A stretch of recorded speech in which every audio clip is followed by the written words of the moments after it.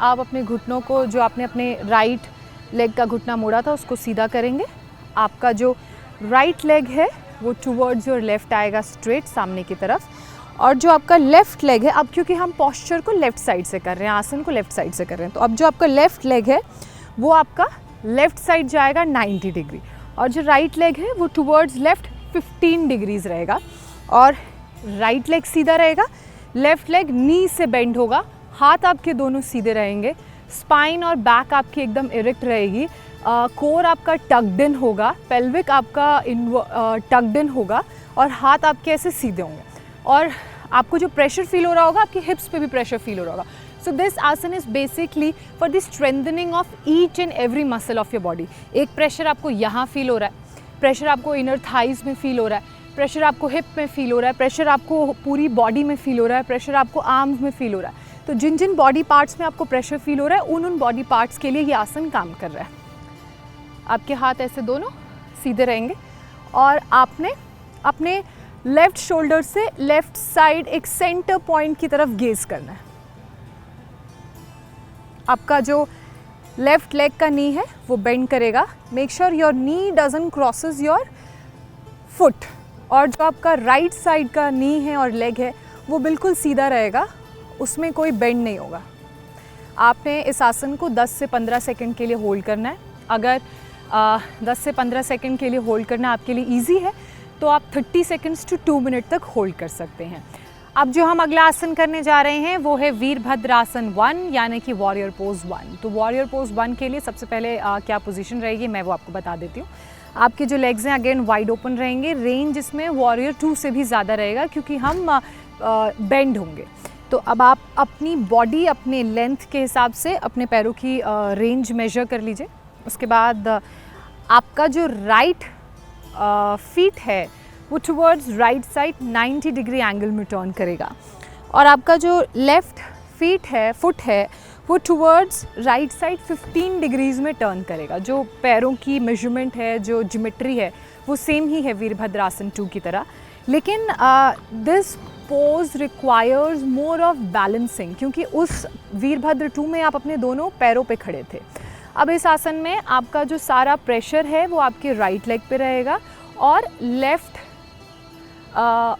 Feet पे रहेगा, लेकिन जो पैर है वो आधा रेज्ड रहेगा। तो जो आपकी फीट है, आपका जो फुट है वो प्लेस्ड रहेगा ज़मीन पे, और आपका जो एंकल का एरिया है वो ऊपर ऐसे रेज्ड रहेगा। If you can see it like this.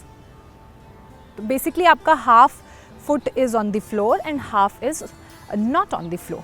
तो इसलिए इस आसन में थोड़ा बैलेंसिंग और कंट्रोल ज़्यादा चाहिए। तो आपने अपनी बॉडी के मेजरमेंट के हिसाब से अपने लेग्स का मेजरमेंट कर लिया।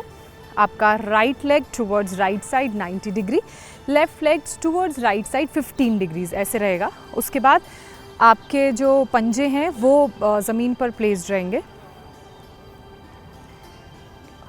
और आपने ऐसे नीचे की तरफ बेंड करना है। जब आप नीचे बेंड करेंगे तो मेजरमेंट वही सेम है, आपका जो घुटना है वो आपके पंजों से बाहर नहीं जाएगा, और आपका जो राइट लेग है वो सीधा, लेफ़्ट लेग जो है वो सीधा रहेगा। जनरली लोगों के घुटने ऐसे मुड़ जाते हैं, तो घुटना मोड़ना नहीं है, सीधा रखना है। तो आपको पेल्विक में सबसे ज़्यादा स्ट्रेच फील हो रहा होगा ऐसे। उसके बाद आपने, जब आपका ये बैलेंस बन जाए, धीरे से अपने दोनों हाथों को अपने सर के ऊपर पैरेलल टू योर ईयर्स लेकर जाना है और नमस्ते मुद्रा में रखना है। Hold this asana for 15 to 20 seconds if you are just starting. अगर आप बिगनर से इंटरमीडिएट स्टेज पर पहुंच गए हैं तो आप 30 सेकंड से 45 सेकंड तक कम से कम 3 सेट में होल्ड कर सकते हैं, और अगर आप एडवांस स्टेज प्रैक्टिशनर हैं तो आप डायरेक्टली 2 मिनट्स का होल्ड इस आसन को दे सकते हैं।